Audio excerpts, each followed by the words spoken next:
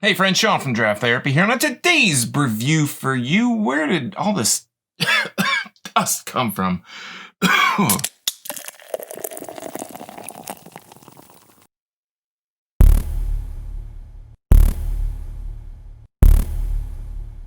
Zombie Dust is a 6.2% pale ale from Three Floyds Brewing in Munster, Indiana.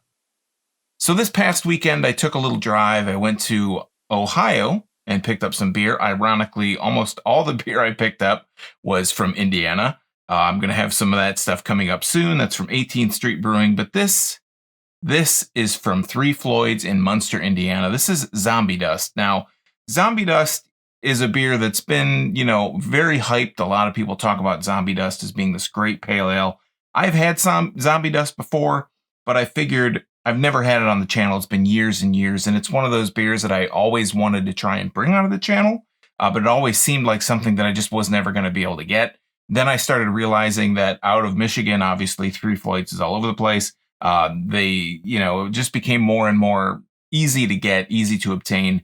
They used to do it in bottles. Now they do it in bottles and cans. You can do it for both. Like I said, I went down to Ohio, down to Toledo, and I picked up a 6-pack of this and some other Indiana stuff. So we'll be talking about that one soon. But let's talk today about Zombie Dust. Again, a really coveted pale ale that's just from not in Michigan. And if you, any length of time, people are always talking about this beer and how much they wanted to try it.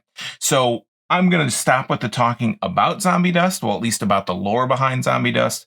And I'm going to get into talking about the label, and then we'll get it into a glass. So let's take a look at the label here. First off, Three Floyds has all these really interesting label designs. They're always doing something crazy. They always have these really interesting looking beers. At least they have Space Station Middle Finger. We have Gumball Head.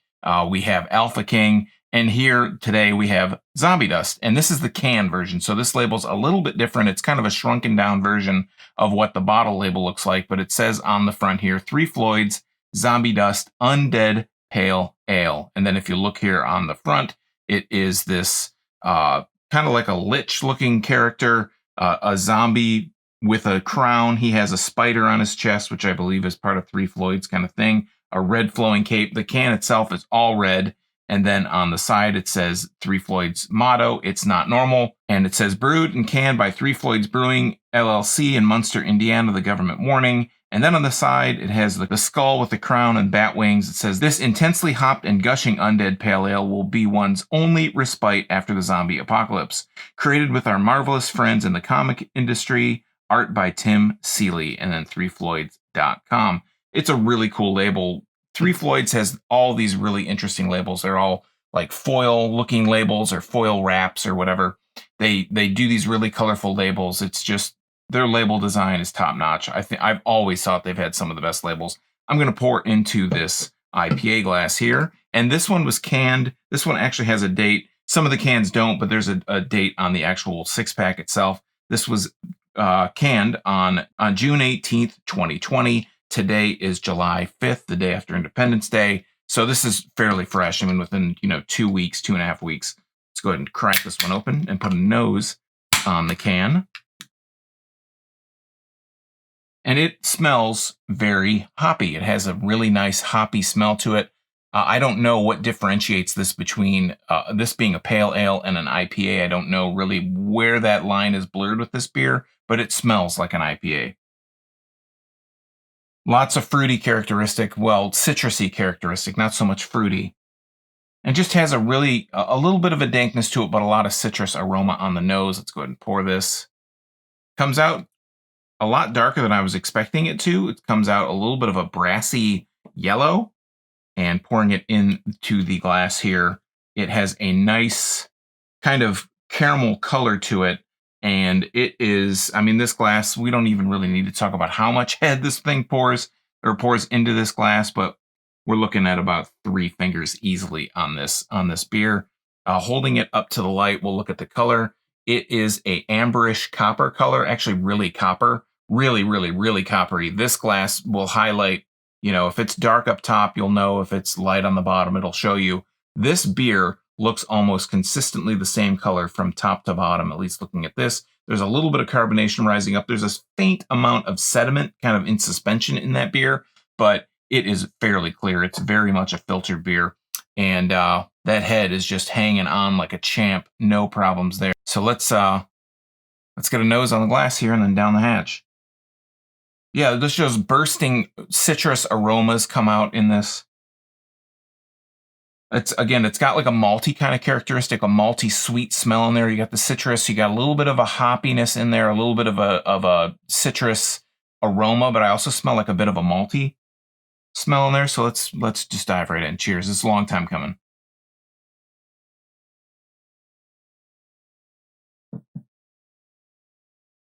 Yeah, it's got a nice, the mouthfeel is lighter than an IPA. It's a little bit lighter than that. It's very crisp. It's got a bit of a dryness as it kind of washes over my tongue. The finish is a bit dry. It has a dryness to it, but let's talk through the steps.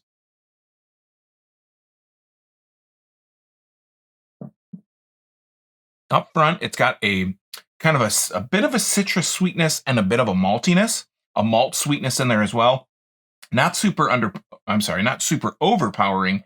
It's just a nice consistent kind of flavor overall. It doesn't taste, when I said I don't know what the difference is between, this, considering it's a pale ale and an IPA, this doesn't have all the bitterness of an IPA. It's a little bit more of a easy drinking, quote unquote, IPA. So it's a pale ale. The mouth feels a little bit lighter than I would expect on an IPA. So that's kind of what's telling me, it's informing my decision on what the difference would be.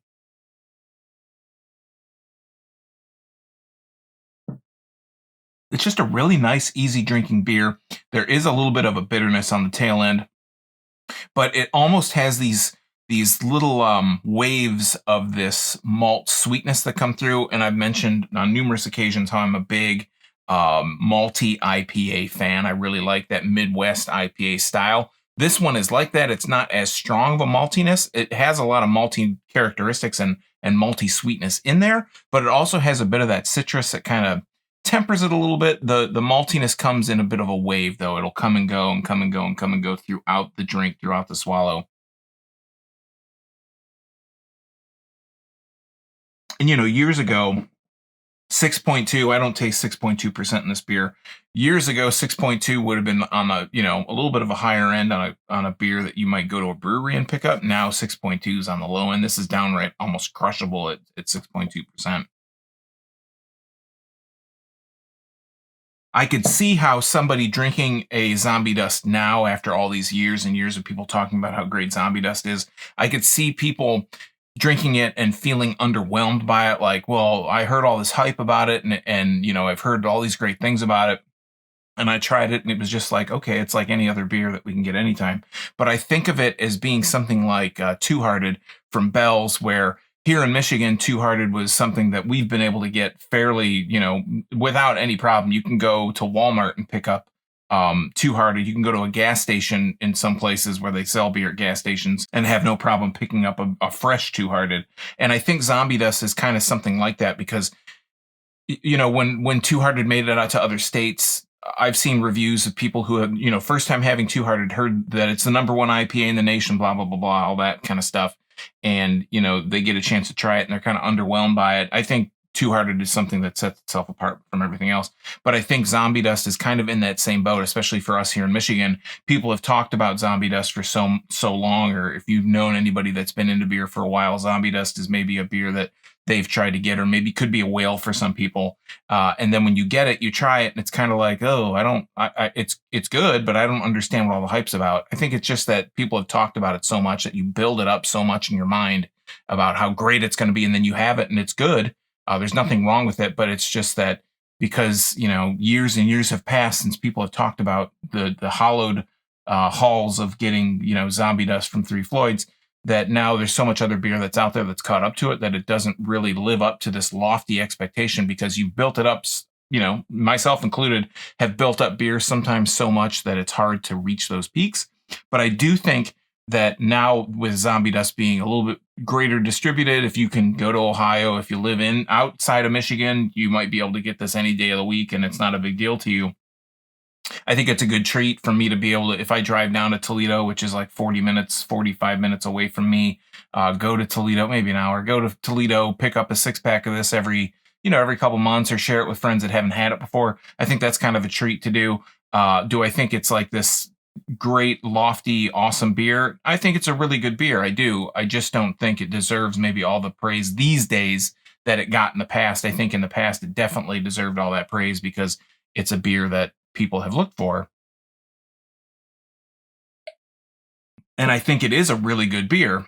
But do I think that if you live far enough outside of, Indiana, Ohio, I don't know if it's available in Wisconsin, but if you're like if you're in Michigan and it's close enough for you to drive, 45 minutes, if you're going to go pick up a few other out of state beers or maybe beers that you can't get in Michigan and you go to Indiana, you go to Ohio, you go to Wisconsin, you go to wherever, and this is on the shelf, and you haven't had it, yeah, I definitely think it's worth a shot to try. But is it something that you need to like join these, elite trading groups? I think most people would be like, yeah, whatever, Zombie Dust. Anyways, do I think you need to do that? No, not really. But is it still a good beer? Yeah, it has a lot of great characteristics. It has that citrus quality, has that malty characteristic. If you like Midwest IPAs, I think that you would really enjoy Zombie Dust. But if it's something that you feel like you need to drive, and it has a nice sweetness to it on the tail. As it warms, it kind of gets this a little bit more of a malty sweetness, kind of comes out a little bit more. Do you need to drive hours to get it? No. But if you have access to it, is it a great summer crusher? At this point, 6.2%, that's a summer crusher to me. And I think it's definitely worth a pickup, at least to try once to see, how we've evolved from the IPA to the hazy, from the pale ale to the IPA to the hazy IPA and how far we've come. I think it would be a good one to try, maybe back to back with a Two Hearted, to see how this one's kind of a little bit. It's very similar in some respects to Two Hearted, but Two Hearted kind of bumps it up, bumps up the game in its own respect. And while I've been talking about Two Hearted and comparing it to Zombie Dust, I think it's a good one to try head to head. All right, friends, that has been Zombie Dust from Three Floyds, the one, the only Zombie Dust from Three Floyds in Munster, Indiana. Have you had this one before? What did you think? Do you have a favorite Three Floyds beer? Do you have a favorite pale ale? Is there maybe some other Indiana or Ohio breweries I should check out? Let us all know in the comments down below. While you're down there, if you like beer, you might want to subscribe and click that bell, because I'm here talking about beer twice a week, Tuesdays and Thursdays. I throw out these little beer briefs. I'm going to try and do more this summer, every once in a while, a couple times a week. And, I'd hate for you to miss your newest favorite if you're not subscribed and getting those notifications. So until next time, I'm Sean from Draft Therapy. Thanks for stopping by. Remember, drink craft beer, support your local breweries wherever they are. This one is in Munster, Indiana. And most importantly, don't forget to treat yourself to a little draft therapy. Thanks for watching. Cheers.